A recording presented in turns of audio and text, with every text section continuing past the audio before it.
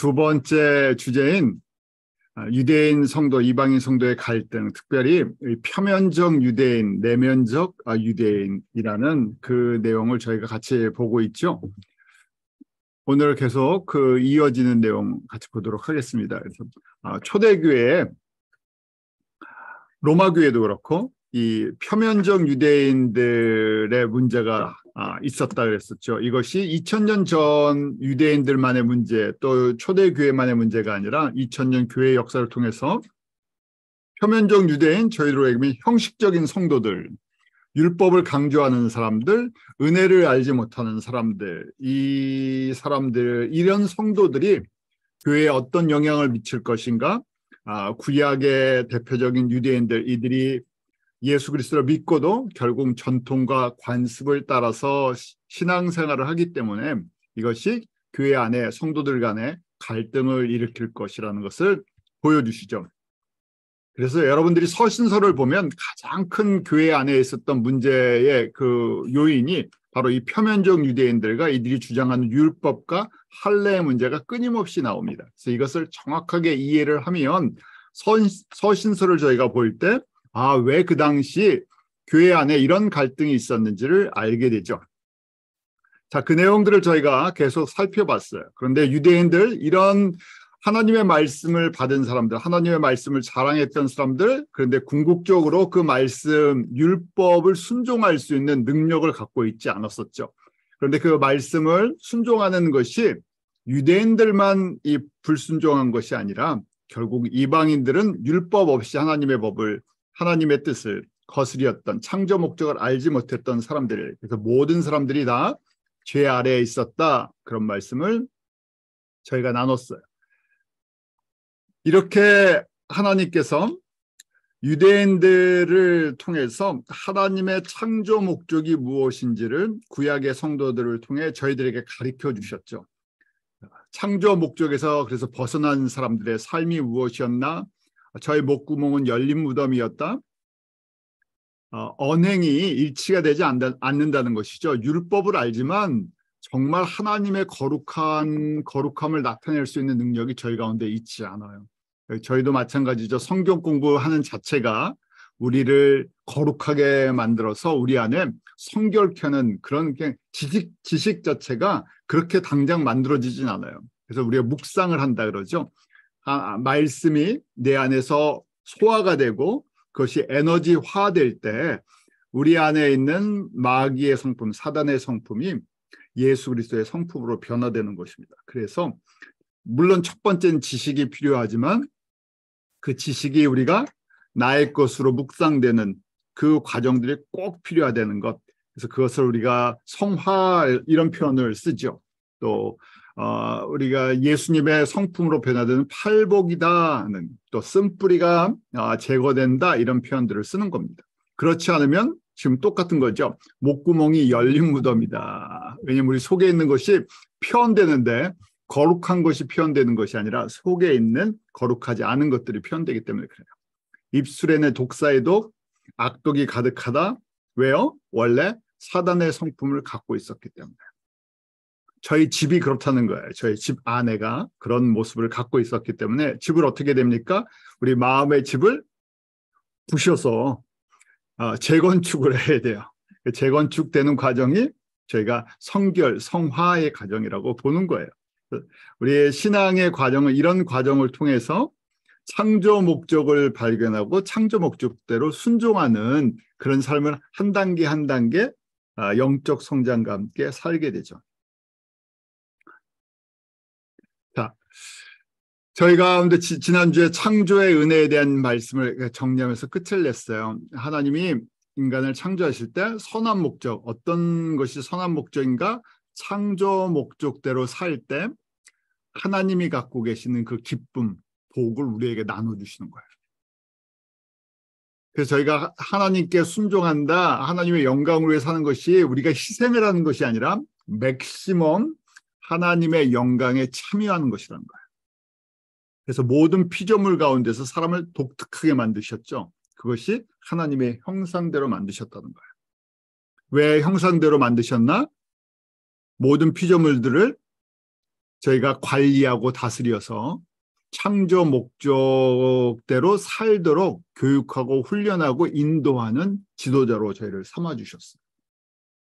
그래서 피조물의 특별한 피조물 중에 가장 뛰어난 존재로 만들어주셨어요. 은혜로 이렇게 만들어주셨죠. 그리고 다른 어떤 피조물에게 주지 않은 것이 또 있었죠. 하나님의 영을 부어주셨어요. 그것이 저희가 동물과 다른 생물들과의 차이예요. 왜냐하면 하나님의 영을 받은 사람은 하나님의 사람들 뿐이 없어요. 그럴 때 살아있는 존재, 그 성령, 우리 생기라고 하는데 breath of life라는 성령님을 우리에게 집어넣으심으로 말미암아 living being, 살아있는 존재를 만들어 주셨어요. 이것이 다른 어떤 피조 세계의 피조물과의 차이가 되죠. 그리고 저에게 그렇게 생명을 주시고 살아있는 존재로 만들어 주시고 하나님의 동역자로 불러주셨다는 거예요. 저희가 이렇게 이 모든 것을 가지고 창조주 하나님께 창조 목적대로 순종해서 하나님께 영광을 돌릴 때 하나님이 갖고 계시는 그 영광과 기쁨과 기업을 저에게 선물로 주세요. 이것이 완성되는 모습이 우리 요한계시록 마지막의 부분이에요.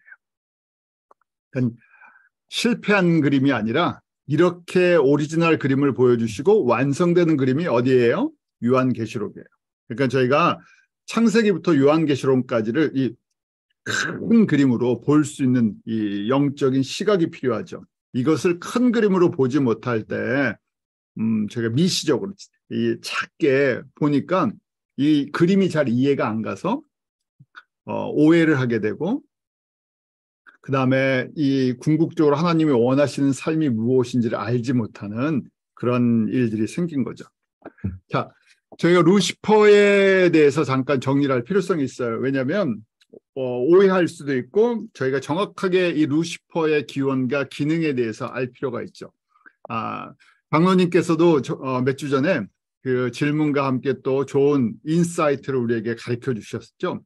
자, 루시퍼라는 말은 이 계명성, 새벽별, 샛별, 금성이라는 말에서 왔어요. 그 라틴어 루키페르가 빛을 가져오는 자라는 건데 이사야 14장 12절에 너 아침의 아들 계명성이요 이렇게 한글 성경에 나와 있죠. 그래서 이거를 킹 제임스 버전은 루시퍼라고 번역을 한 거예요. 루시퍼라고 번역을 한 게 원래는 이 라틴어 루키페르 거기에서 그대로 이걸 번역을 딴 거예요. 왜냐하면 빛을 가져오는 자다. 새벽에 우리 그 새벽별 새벽에 반짝이는 이 금성을 보면서 이렇게 하는 거예요. 그래서 이 오리지널 이런 이름을 갖고 있기 때문에 그래서 지금 킹 제임스 버전에서는 루시퍼라는 이름을 썼고 이걸 번역하는 과정 속에서 한국말에서는 계명성이다. 우리 금성을 얘기하는 계명성이다. 이렇게 번역을 한 거죠. 자, 그럼 루시퍼는 어떤 존재였나? 창세 때 우리 하나님께서 천사들과 천사장들을 만드셨다는 것을 알게 돼요. 하늘과 땅들을 창조하시기 바로 그 전에 천사들을 미리 만드셨어요. 그 천사들도 계층사회죠. 계층사회에서 우리가 아는 스랍, 그룹, 그 다음에 천사장들, 그래서 이게 천사장들 이 계층이 있어요. 그 다음에 주신 기능들이 있죠. 하나님의 영광과 하나님의 뜻을 이루어 나가는 또 하나님의 백성을 돕는 피조물이에요. 사람과 펑션이 좀 달라요. 그래서 영적으로 볼 때는 굉장히 큰 권능을 갖고 있는 것처럼 보이는데 왜냐하면 저희가 그런 권능을 저희가 갖고 있지 않는 것들을 갖고 있죠. 그런데 돕는 피조물로 만드셨어요. 자, 조금 더 설명을 드릴게요. 그래서 저희가 욥기 38장에 보면 이런 표현을 쓰죠. 내가 땅의 기초를 놓을 때 내가 어디 있느냐? 내가 깨달아 알았거든 말할지어다 하면서 이 땅의 기초 처음 창조하실 때 하나님께서 이 천사들과 천사장들, 이 천사의 그룹들을 만드셨던 걸 알게 돼요. 또 욥기 38장 7절, 그때 새벽별들이 함께 노래하며 하나님의 아들들이 다 기쁘게 소리하였다. 그리고 하나님의 아들들이라고 성경에, 한글 성경에 되어 있는데 거기 보면 all the angels라고 되어 있죠. 모든 천사들이라고 되어 있어요. 그래서 천사들을 어떨 때는 하나님의 아들들 이렇게 번역하고 이름을 붙일 때가 있어요. 천사들도 영적인 존재인데 여러 가지 모습으로 나타날 때가 있죠. 이렇게 좀 하나님의 아들들이라는 이름으로 나타날 때가 있고, 우리가 아브라함에게 찾아왔던 여호와랑 우리 천사 둘이 찾아오죠. 세 사람이 찾아오는 사람의 모습으로 올 때도 있고, 또 잘 아는 것처럼 가브리엘 천사장이라고 이야기를 하죠. 메신저, 대표적인 메신저 가브리엘은 하나님의 말씀을 이 메신저로 사람들에게, 하나님의 백성들에게 전달할 때 가브리엘이 우리가 나타나는 것을 보게 돼요. 미가엘, 대표적인 미가엘도 천사장이라고 하는데 미가엘은 군장이다 이렇게 표현하죠. 군대 장관. 그래서 그 기능이 있어요. 총무, 저희도 이제 총무님이 계시는데 전체 행정이나 이렇게 관리하는 총무부서, 그 다음에 지금 찬양이랑 이런 거 하는 부서, 또 이렇게 메신저, 전달한 메시지를 전달하는 통신 기능을 담당하는 부서, 또 전체 군대와 질서를 관리하는 부서, 이렇게 나눠져 있다 그러죠.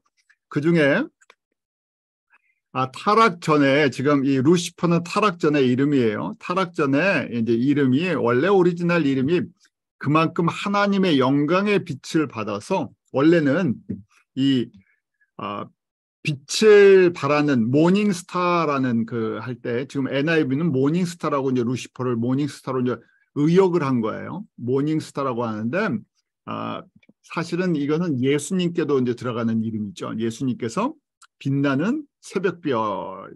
그래서 그 예수님의 영광을 받아서 이렇게 특별한 영광을 나타내는 존재다. 하나님의 영광을 선포하는 존재다. 그래서 이제 사람들이 이 루시퍼에 대해서 하나님의 영광을 선포하는 지혜로운 천사장이었다, 이런 표현도 쓰고 합니다. 타락전의 이름이 있는데 에스겔서 28장에 보면 두로왕, 지금 두로왕을 비유해서 이렇게 써요. 두로왕을 비유해서 두로왕에 대한 얘기 같은데 그 안에 이 루시퍼에 대한 이야기를 하는 겁니다. 그래서 28장 12절에 인자야, 두로왕을 위하여 애가를 지어 그에게 이르기를 여호와의 말씀에는 완전한 인이었고 지혜가 충족하며 온전하여 아름다웠다. 그리고 이제 그 다음에 설명이 나오죠. 옛적에 하나님의 동산 에덴에 있어서라고 하니까 두로왕이 그 당시 세상에서는 굉장히 부유한 영광을 받는 왕이었는데 그 두로왕처럼 하늘에서 이 루시퍼가 그런 영광을 받았다 하고 이제 설명을 해주는 거예요. 28장 에스겔 28장 13절에 내가 옛적에 하나님의 동산이라고 이제 옛날 창조 때 얘기를 하시는 거죠. 에덴 동산을 창조하셨을 때 에덴에 있어서 각종 보석, 곧 홍보석, 황보석 이렇게 쭉 하면 단장하였다. 내가 지음을 받던 날에 너를 위해 소고와 비파가 예비되었다. 자, 하나님의 영광을 가장 많이 받았던, 아름다운 것을 꾸며졌고 또 이 찬양을 인도하는, 그래서 저희가 이런 걸 보면서 찬양을 인도하는, 하나님의 그 보좌 앞에서 찬양을 인도하는 그런 존재였다 하고 이제 보는 거예요. 그래서 14절에 계속 설명되어 있죠. 기름 부음을 받은 덮는 그룹이었다. 원래 어떤 존재였다고요? 타락 전에 그룹 천사였다는 거예요. 우리 스랍이 있고 그룹이 있어요. 가장 높은 계층의 천사들 중에서 가장 높은데, 그룹은 가장 대표적으로 에덴 동산에서 아담과 하와를 쫓아낸 다음에 에덴 동산을 보호하는 그 임무가 그룹이 있었어요. 하엄검 속에서 그룹이 나와요. 그 다음에 언약궤, 여러분들 기억하시죠? 언약궤 위에 뚜껑을 우리가 멀시 시트에서 속죄소라고 얘기해요. 단어가 어려워요. 속죄소라는 거 저희가 안 쓰는 단어니까 속죄소라고 내 뚜껑이에요. 뚜껑인데 그것이 멀시 시트. 자비의 보좌, 자비의 의자, 자비의 보좌예요. 왜냐하면 거기가 하나님의 보좌를 상징해요. 그래서 하나님의 보좌가 있는 거예요. 그 멀시 시트, 그 뚜껑이, 그 언약궤가 하나님의 보좌, 하나님의 임재를 상징하는 곳이기 때문에 그 보좌예요. 속죄소, 멀시 시트인데 거기를 두 그룹 천사가 날개로 덮죠. 여러분들이 기억하셔야 돼요. 네, 속죄소의 두 그룹 천사가 양쪽에서 날개를 덮죠. 그래서 하나님의 영광을 보호하는 우리 경호대장 같은 에덴 동산을 보호하고 그냥 경호실장, 경호대장 같은 신분이라는 얘기예요.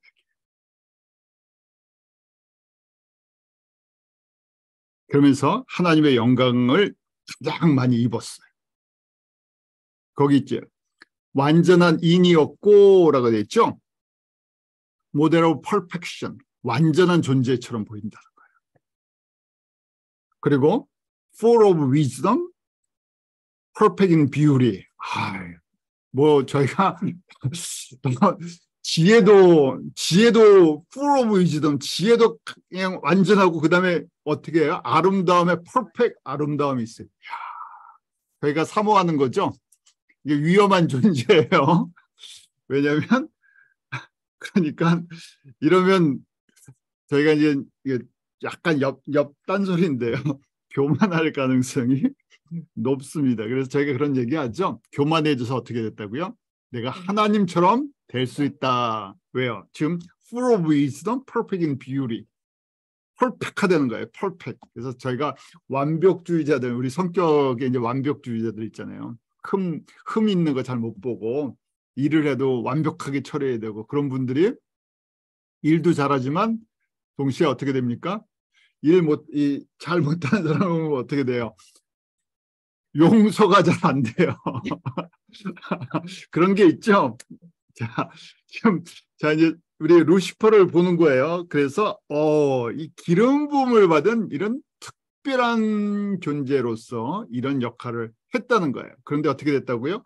교만해져서 저기 설명되어 있기를 하나님이 돼야 되겠다는 생각을 했다 이런 얘기가 있죠.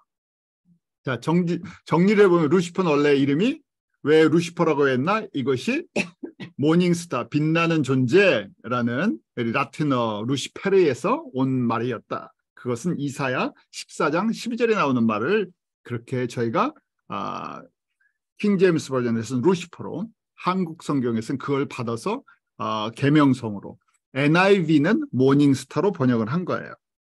그래서 그 직분은 뭐였나? 에스겔 28장에 보니까 기름 부음을 받은 그룹 천사였다. 특징들이 뭐였나? 완전한 인, 지혜가 충족하고 온전히 아름답고 모든 일에 완전했다. 에스겔 28장 15절 지음을 받던 날부터 모든 길에 완전하다. 그래서 뭘 발견할 때까지요?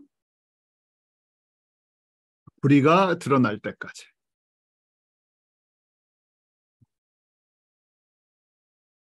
근데 하나님께서 완벽한 사람을 만들지 않으시죠.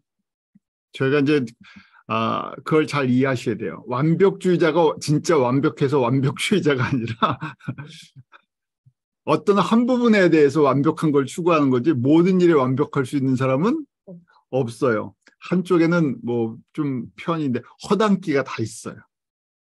그렇죠? 그래서 사람은 하나님께서 공평하게 만들어 주셨어요. 어떻게 타락하게 됐나? 이사야 14장 12절에 아침의 아들 계명성이 어찌 그리 하늘에서 떨어졌으며 너 열골 엎은 자여 어찌 그리 땅에 찍혔는고 하면서 이제 설명이 나와요. 왜 떨어졌나? 왜 타락했나? 13절에 내 마음에 이르기를 내가 하늘에 올라 하나님의 뭇별 위에 나의 보좌를 높이리라. 내가 지금 하나님의 보좌 위에 나도 같이 있겠다. 북극 지폐 산 위에 자정하라. 하나님의 보좌에 내가 앉겠다는 거죠. 14절에 가장 높은 구름에 올라 3층천 지극히 높은 자와 어떻게 한다고요? 비길이라고 돼 있죠. 영어로 보면 훨씬 쉽게 이해하세요. I'll make myself like the most high. 내가 하나님처럼 나를 만들겠다. 내가 하나님이 되겠다는 거야. 아담과 하와가 타락할 때도 똑같은 유혹이 있었죠. 선악을 알게 하는 나무를 먹으면 어떻게 된다고요? 하나님처럼 된다. 이 시대의 사람들도 마찬가지예요. 하나님을 떠난 사단의 영향권, 타락한 루시퍼, 사단의 영향권에 있는 사람들이 추구하는 건 다 똑같아요. 하나님 없이 어떻게 해요? 우리가 하나님처럼 되겠다는 거예요. 하나님 없는 완벽한 세상을 만들겠다. 이 땅에서 파라다이스를 만들겠다. 하나님의 능력을 우리가 보여주겠다. 사람들에게 영광을 돌려주겠다. 이런 걸로 다 뭐 하는 거죠? 속이는 거예요. 하나님처럼 되려고 지극히 높은 자와 같이 되겠다. 창조 목적을 위해서 내가 영광을 받겠다. 우리가 영광을 받겠다 하는 거죠. 바벨탑을 쌓을 때도 똑같은 거였죠. 하나님 없이 우리가 흩어짐을, 이제 하나님이 뭐라 해도 우리가 흩어짐을 당하지 않겠다. 하나님 없는 세상, 인간이 만든 완전한 세상을 만들겠다. 예수 그리스도를 떠난 사람들이 추구하는 이 세상의 그 내용들이 다 똑같은 내용들을 갖다가 조금씩 바꿔서 하는데 이게 사람들한테는 굉장히 유혹적이라는 거예요. 하나님의 사람들이 아닌 사람들, 그리고 창조 목적을 모르는 성도들도 여기에 유혹을 받아요. 그렇죠. 왜냐하면 세상에서 이걸 좋게 포장해서 저희들한테 상품화 내놓기 때문에 그래요. 우리가 세상에 사니까요. 우리 어렸을 때부터 미디어를 통해서 끊임없는 선전들을 보잖아요. 선전들을 보니까 사람들이 보암직도 하고 먹음직도 하고 유혹을 받죠. 똑같이 이걸 계속해서 인간의 역사 속에서 이렇게 창조 목적을 위배하는 것을 똑같은 내용인데 이 포장을 기가 막히게 해요. 그 시대에 맞게 포장을 해서 우리에게 선전을 하죠. 자, 피조물이 창조주처럼 되려고 하는 것, 이것이 이제 범죄하는 것이죠. 에스겔서 28장 16절, 우리 대표적으로 이사야 14장이랑 에스겔 28장을 통해서 이 루시퍼, 타락한 천사 이 장의 모습을 저에게 보여줘요. 28장 에스겔 28장 16절을 보면 내 무역이 풍성함으로 내 가운데 강포가 가득하여 내가 범죄하였도다. 너 덮는 그루바 그러므로 내가 너를 더럽게 여겨 하나님의 산에서 쫓아내었고 화강석 사이에서 멸하였도다. 그로 되어 있어요. 그러니까 지금 이 루시퍼라는 존재가 어떤 존재인가, 어떻게 범죄하였고 어떻게 쫓겨났고 그 결국이 어떻게 되나 하는 거죠. 덮는 그룹이라 그랬었죠. 내가 너를 더럽게 여겨 이제 범죄했다는 거예요. 창조 목적을 위배했죠. 하나님과 같이 하나님처럼 되겠다 그렇게 그랬으니까요. 그래서 어떻게 됐다고요? 하나님의 산에서 쫓아내었다, 쫓겨났다는 얘기예요.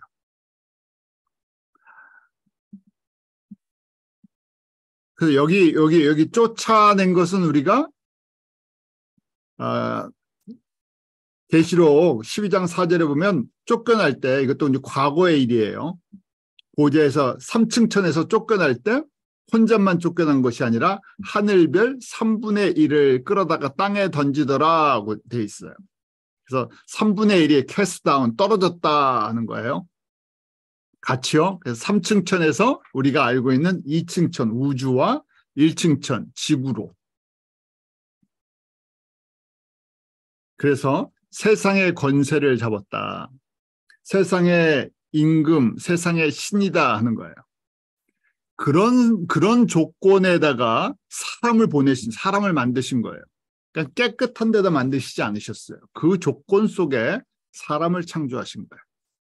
그러니까 이걸 굉장히 중요한 거예요. 의도가 있으셨구나 하는 거예요. 왜요? 얼마든지 깨끗한 데서 사람을 살게 해주실 수 있잖아요. 저희가 쉽게 생각하면 왜 창조하실 때 깨끗한 데서 만드시면 누구한테 유혹 안 받아요? 사단한테 안 받을 거고요. 그럼 우리가 아담이 타락 안 할 거고요. 그럼 우리가 이 고생을 안 해도 되고 예수님도 오실 필요가 없잖아요. 십자가에서 모욕당하시고 죽으실 일도 없어요. 그러니까 역사가 완전히 바뀌어버리는 거죠. 근데 그렇게 하셨다는 것은 우리가 전지하시고 전능하신 하나님께서 이렇게 하셨다. 그러니까 의도가 있으셨다는 거예요. 자, 3층 천에서 쫓겨났어요. 그 2층 천과 1층 천으로. 그런데 마지막은요. 쫓아낸 게 끝이 아니라 화강석 사이에서 멸하였도다 하고 되어 있죠. 이 멸하였다 하는 것은 이 떨어져서 이제 맨 마지막에 심판을 받게 하시겠다는 거예요. 이사야 14장 15절에 보면 그러나 이제 내가 음부 곧 구덩이의 맨 밑에 빠치우리로다 하고 되어 있어요. 그게 이제 NIV 성경에는요. 시간을 정확히 알 수가 없어요. 시제가 이게 언제 형이에요? 무슨 형이야? 그러는데 NASB라고 이제 저희가 이제 성경 공부를 할 때 이 New American Standard Bible, 킹 제임스 버전도 그렇고 이제 New Standard American Bible 같은 경우에는 그 word by word로 translate를 했어요. 단어대로. 그다음 NIV는 의역을 한 거예요. 그 센텐스가 무슨 의미를 갖고 있나 그래서 읽기 쉽게 저희들에게 읽기 쉽게 약간 의역이 좀 많이 들어가 있어요. 그래서 읽기는 참 좋아요. 근데 문자적인 내용을 볼 때는 NASB나 이런 킹 제임스 버전 같은 것들을 보게 되죠. 그래서 뉴 아메리칸 스탠다드 바이블에 보면 will be thrust down이라고 되어 있어요. 거기 보면 넌 맨 앞으로 미래형이에요. 이렇게 음부의 제일 밑바닥에 보낼 것이다 하는 내용이에요. 왜냐하면 이것은 예수님께서 다시 오셔서 심판을 하실 때 일어날 일이기 때문에. 그래서 저희가 이제 결론적으로 타락한 루시퍼 사탄은 제한된 기간 동안 쓰임을 받는 존재라는 거예요. 의도적으로 하나님께서 이 기간 동안 허락하셨는데 어디에서 움직이도록요? 2층 천과 1층 천에서. 그래서 이름을 이제 저희가 정확히 알아야 되죠. 이름의 의미, 우리 성서의 이름에는 그 기능이 다 들어가 있어요. 사탄이라는 말은 우리 히브리 말 사탄이에요. 사탄 그대로 사탄이 히브리 말이에요. 대적자인데 사탄을 헬라어 이제 우리 신약에서 헬라어로 번역할 때 사타나스 이렇게 번역한 거예요. 사탄은 원래 이제 정관사 더가 붙으면 하사탄, 히브리 말로는 하사탄, 하를 붙여요. 그냥 참고로 들어두세요, 여러분들. 사탄은 그래요. 그래서 사탄은 원래 단수예요. 단수죠? 네. 네. 단수예요, 단수. 단수의 복수가 아니에요. 사탄은 루시퍼가 타락해서 이제 사탄이 된 거예요. 그래서 단수예요, 단수. 자, 사탄은 그 단어 뜻이 대적자, adversary, 아니면 참소자, accuser. 무슨 뭘 고소하고요. 고발을 해요. 그러니까 사람들의 죄나 사람들의 약점을 계속 고소해요. 하나님의 뜻을 대적해요. 하나님의 뜻이 뭐예요? 창조 목적. 하나님께 영광 돌리는 것을 대적해서 내가 영광을 받아야 되고 사람이 영광을 받아요. 그럼 우리가 가장 사단을 담은 게 뭐냐? 사람이요. 아무리 사람이 이 세상에서는 참 좋게 보여도 결국 하나님을 알지 못하니까 영광을 누구에게 돌려요? 사람에게요.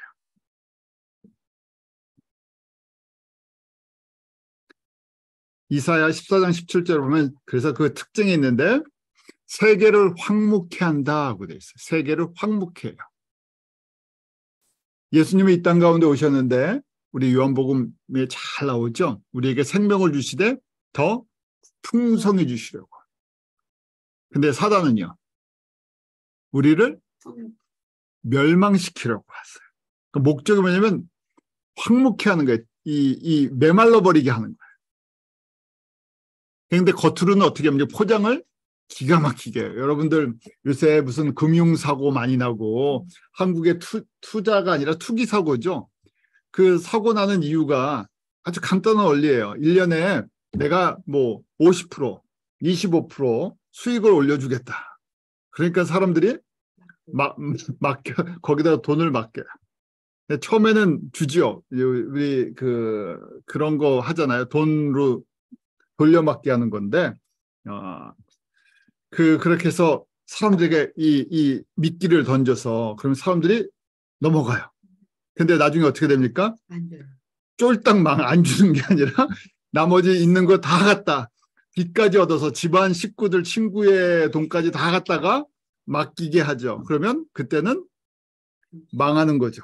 그래서 목적은 똑같아요. 황무케 만들어요. 그리고 가정에 보면 황무케 하고 그 다음에 뭐 합니까?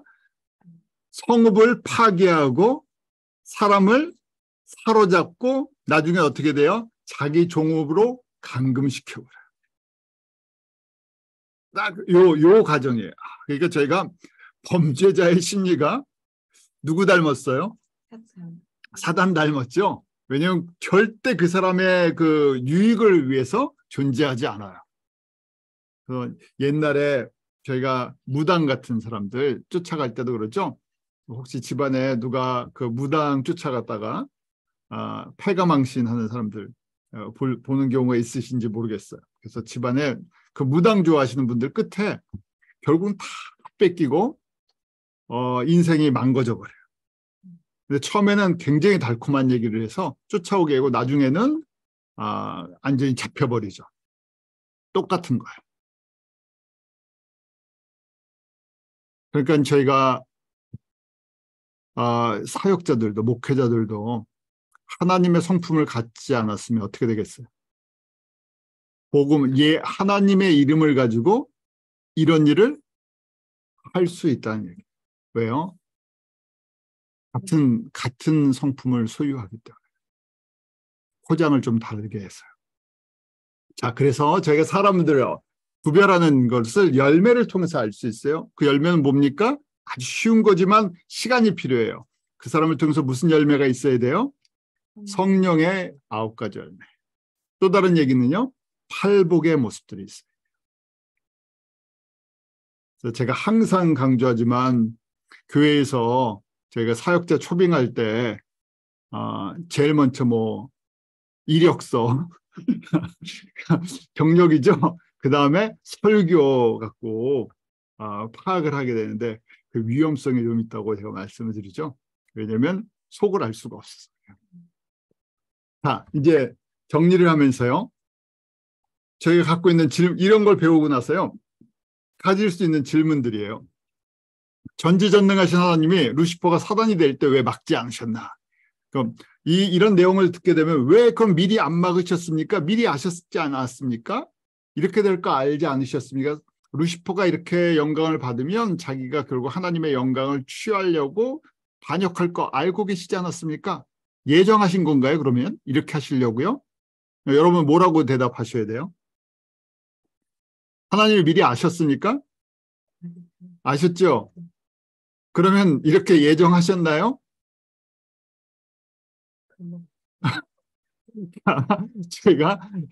저희가 이 칼빈주의 입장에서는 예정하신 거예요.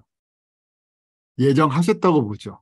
왜요? 아시고 이렇게 하신 거니까. 그래서 기간도 정해 놓으셨어요. 사람이 보기엔 굉장히 긴 것처럼 보이고 굉장히 파워풀한 것처럼 보이지만 제한된 기간, 제한된 영역, 제한된 시간이에요. 그러니까 예정하셨다는 얘기예요. 그래서 왜 타락한 사단을 즉시 지옥에 보내지 않으셨나? 미래에 보내시겠다고 음부에 빠띠우리라 미래형이라 그랬죠. 왜요? 목적이 있어서 사단을 이 기간 동안 이렇게 쓰시겠다는 거예요. 그래서 이름을 주셨어요. 아니 이런 못된 놈한테 즉각 그 심판을 해갖고 바로 지옥으로 보내셔야 되는데 왜 얘한테 또 이런 영광도 주셨어요? 무슨 영광 줬어요? 이 세상의 임금이다. 요한복음 12장 31절. 이 세상 신이다. 고린도전서 4장 4절. 공중권세 2층 천과 1층 천의 공중권세 잡은 자다. 에베소서 2장 2절.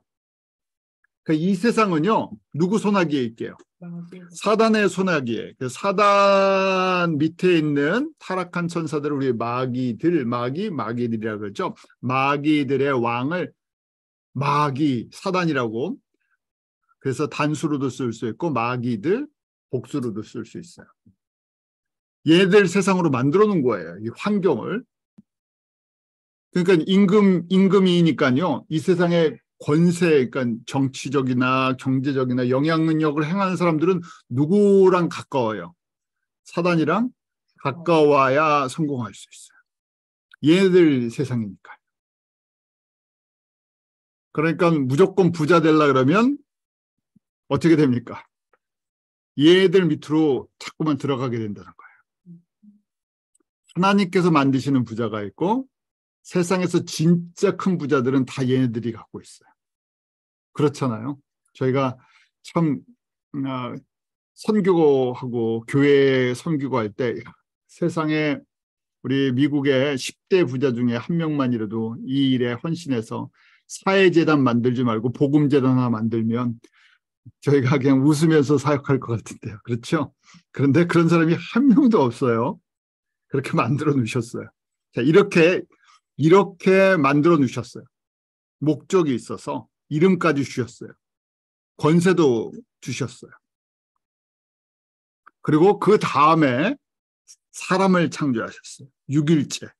그래서 이미 타락한 사단의 영향권 속에 있을 때 사람을 만드셨어요. 에덴 동산이 있을 때 이미 사단도 존재했죠. 생명나무와 선악을 알게 하는 나무를 동시에 만들어 주셨어요. 아시면서요.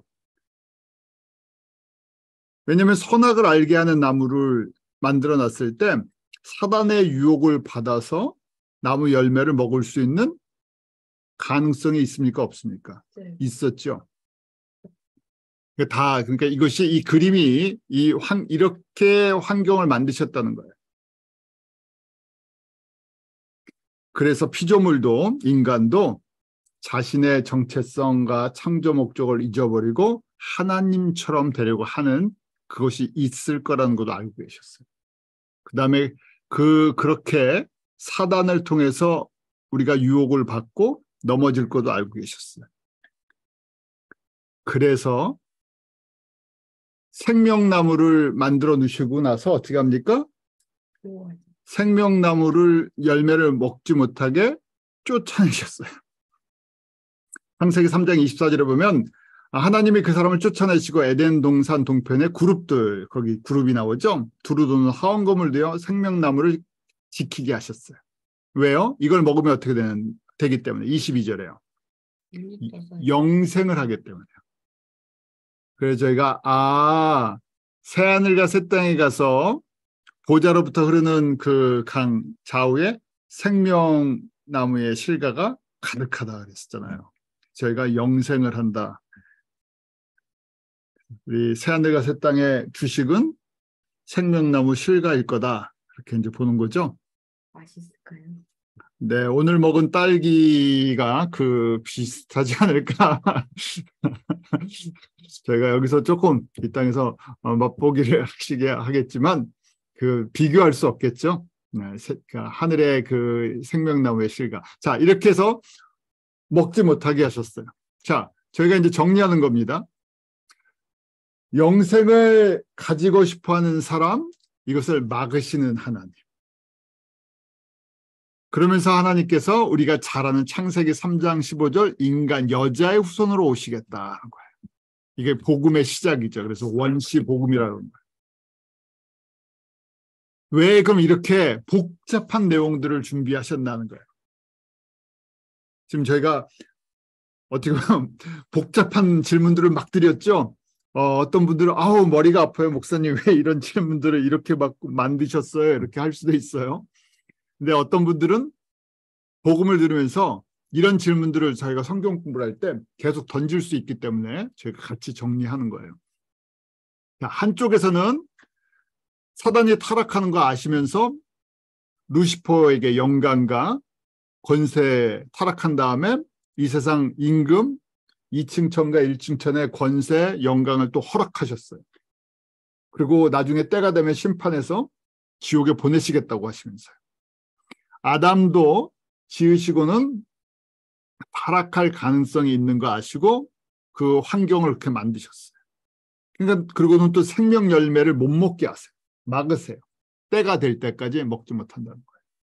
그 때가 뭐냐? 우리가 결론적으로 얘기하면 7,000년 우리가 인간의 역사는 창조 목적을 훈련시키는 하나님의 백성의 훈련 기간이라는 얘기예요. 그래서 훈련의 기간 동안에 이 훈련 조건에 맞는 환경을 만드신 거예요. 그래서 총 책임자가 예수님이시지만 어떻게 오실 것인가? 인간의 몸으로 오시겠대. 눈높이를 맞춰서. 그래서 첫 번째 아담, 두 번째 아담이라는 것이 로마서에 나와요. 저희가 이제 공부할 거예요. 로마서 5장 12절에 보면 한 사람으로 말미암아 죄가 세상에 들어왔고 대표성이에요. 아담으로 말미암아 죄가 이 세상에 들어왔다는 얘기예요. 그래서 대표성, 아담이 원죄의 근원이 돼버렸죠. 그 죄로 말미암아 죄의 삭은 사망이죠. 이 사망이라는 것은 단순하게 육신의 생명이 끝나는 것이 아니라 하나님과의 관계성이 끝나버린 거예요.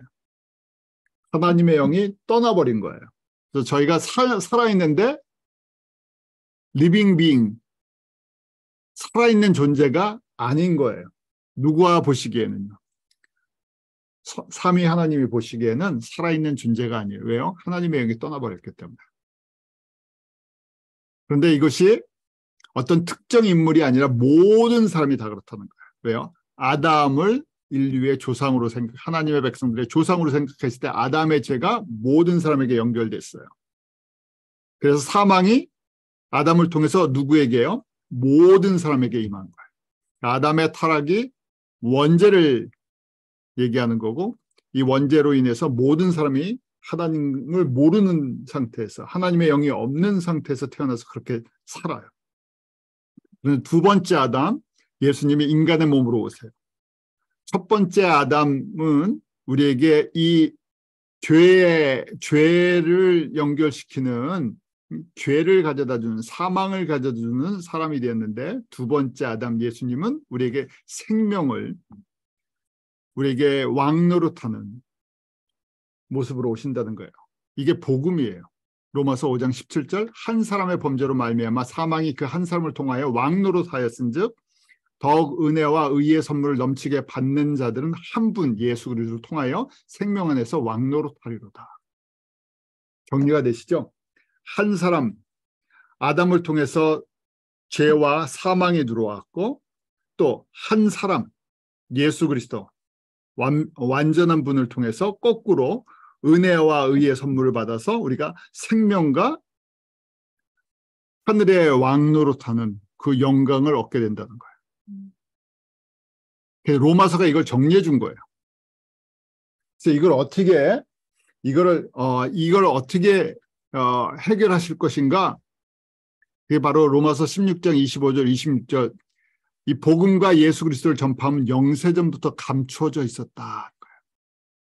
유대인과 이방인들의 이 구원과 회복을 지금 회복 프로젝트죠. 하나님의 백성의 회복 프로젝트. 창조의 완성이에요. 회복이라고 볼 수도 있고 창세기 1장에 하나님께서 창조하실 때 갖고 계셨던 그 그림인데 그게 사실은 끊어진 게 아니라 요한계시록을 통해서 완성이 되는 거죠. 그래서 진행형이다 이렇게 볼 수 있어요. 진행형.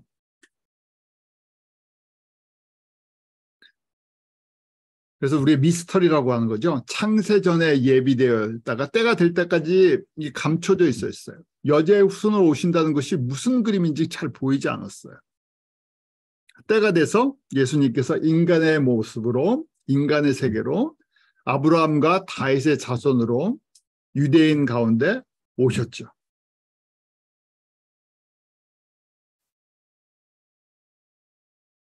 그래서 저희가 이 감춰져 있던 것이 reveal이라고 이제 얘기하죠. revelation, reveal 드러났다는 거예요.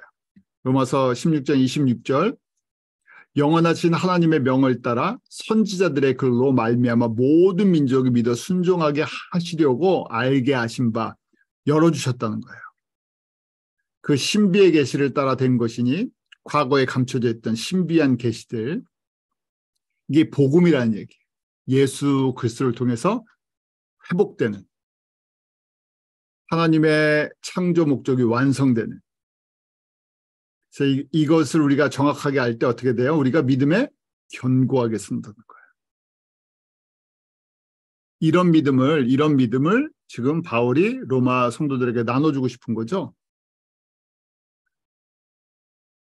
그래서 로마서 크게 1장부터 8장이 닥트린이라고 그랬죠. 예수님의 복음에 대한 얘기. 복음 얘기를 하려니까 율법 얘기를 하는 거예요. 죄의 얘기를 하고. 복음 얘기를 하려니까 너희들이 법을 알고도 그 법으로 구원을 받을 수 없다는 거예요. 법으로 의로워질 수 없다는 거예요.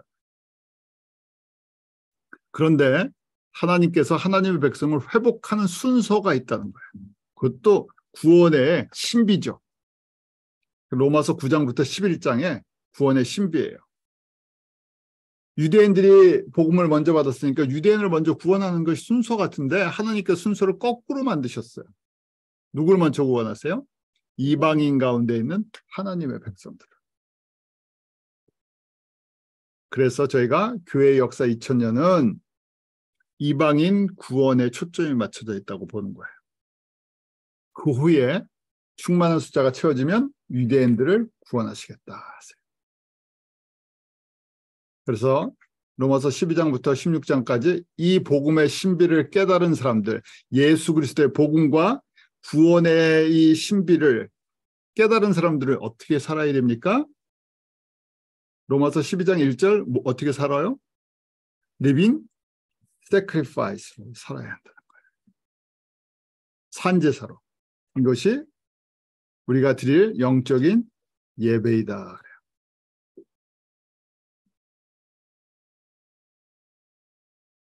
이게 가장 중요한 복음과 하나님의 나라에 대한 이 진리의 핵심 부분이에요. 복음의 핵심 부분. 로마서의 핵심. 그래서 로마서를 신학의 꽃이다. 바울 신학이 제일 정리가 된 것이 로마서를 통해서 돼요. 그래서 저희 로마서를 사실 제가 이렇게 공부를 같이 나눠드리면 여러분들이 신학이 정리가 되는 거예요. 좀 어려울 수도 있어요. 왜냐하면 종합적인 거니까. 그래서 하나님의 뜻을 우리가 종합적으로 보는 안목을 키우는 거예요. 멀티디멘셔널 뷰 포인트라고 얘기했죠. 왜냐하면 저희가 복음은 예수 그리스도 믿고 구원받는 거다. 이렇게 심플하게 생각했는데 복음이 이렇게 굉장히 이 멀티디멘셔널 요구해요. 그래서 저희가 이 큰 그림을, 복음의 큰 그림을, 이 다양한 이 모습을 볼 때 어떻게 돼요? 우리가 전인격적인 그 성령의 사람이 돼요. 교회를 보는 시각도 이 종합적으로 볼 수 있어요. 교회도, 그 다음에 기독교 역사도, 신앙의 모습도 저희가 이렇게 멀티디멘셔널, 다양한 각도 속에서 보는데 본질은 안 흔들려요. 복음이라는 것. 지금 이 사도 바울을 통해서 로마서에 전해지는 이 하나님의 이 창조 목적과 복음이 어떻게 움직여지는지, 이 펑션이 어떻게 움직여지는지, 왜 루시퍼를 그렇게 타락하게, 그러니까 예정하신 거죠. 이런 기능을 하는, 훈련시키는 회초리와 같은 도구로 만드신 거예요. 누구를요? 사단과 마귀들을요. 정확하게 저희가 아주 정리를 하면 사단과 마귀들의 기능은 뭡니까? 하니까 하나님의 백성을 훈련시키는 이 세상의 회초리들이에요. 구별되어 있죠. 그래서 사단과 마귀를 따르는 사람들과 하나님을 따르는 사람들, 이중적인 구조가. 근데 이 세상은 어떤 환경이에요? 사단의 영향력 속에 있는데요. 이 세상에서 영광받고 이 세상에서 잘 되고 싶으면 누구를 닮아가야 돼요? 사단을 닮아가요.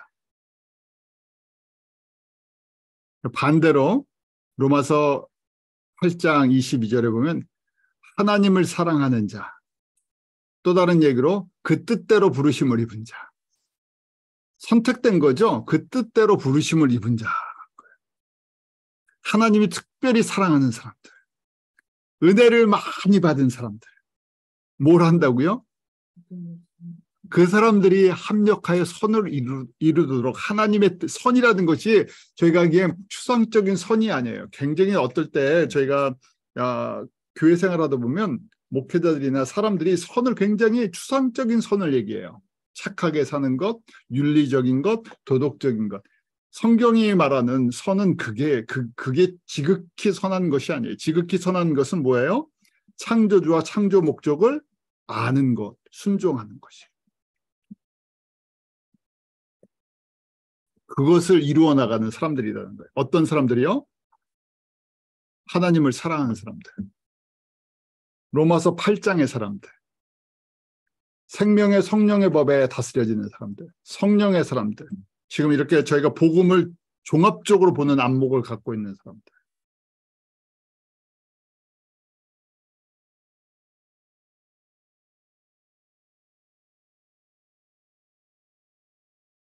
그래서 저희가 이런 그림을 보면서 너는 마음을 다하여 여호와를 의뢰하고 내 명철을 의지하지 말라. 너는 범사의 그를 인정하라. 그러면 내 길을 지도하시리라. 이런 복을 주신다는 거예요.